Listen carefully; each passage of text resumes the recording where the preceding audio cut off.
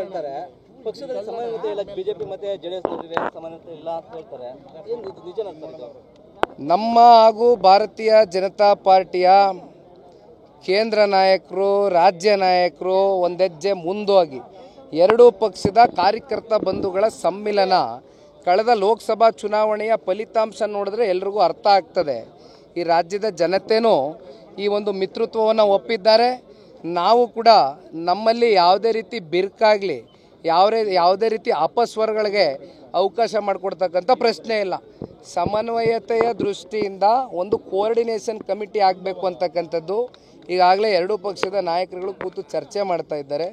ಮುಂದಿನ ದಿನಗಳಲ್ಲಿ ಸೂಕ್ತವಾದಂಥ ಸಂದರ್ಭದಲ್ಲಿ ಕೋಆರ್ಡಿನೇಷನ್ ಕಮಿಟಿ ರಚನೆ ಮಾಡ್ತೇವೆ.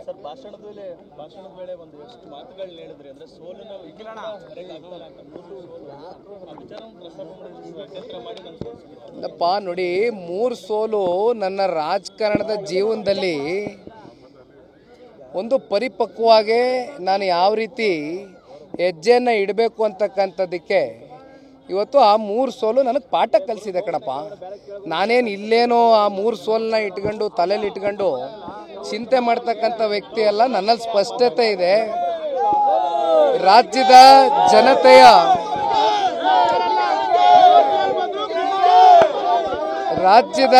ಜನತೆಯ ನೋವಿಗೆ ಸ್ಪಂದಿಸ್ತಕ್ಕಂಥದ್ದು, ಜೊತೆಯಲ್ಲಿ ಹೋರಾಟ ಅಂತಕ್ಕಂಥದ್ದು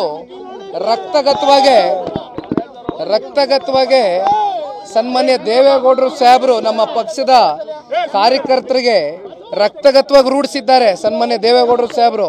ಹಾಗಾಗಿ ಹೋರಾಟ ಮಾಡ್ತೇವೆ, ಜನಗಳ ಜೊತೆ ಇರ್ತೇವೆ, ಜನಗಳ ಪರ ಧ್ವನಿಯ ಕೆಲಸ ಮಾಡ್ತೇವೆ. ಮುಂದೆ ಜನ ಒಂದಿನ ನಮಗೆ ಆ ಶಕ್ತಿಯನ್ನು ಅವ್ರು ಸೇವೆ ಮಾಡ್ತಕ್ಕಂಥದ್ದಿಗೆ ತುಂಬಿಕೊಡ್ತಾರೆ ಅಂತಕ್ಕಂಥದ್ದು ಬಯಸಿ ಹೊರಟಿದ್ದೇವೆ.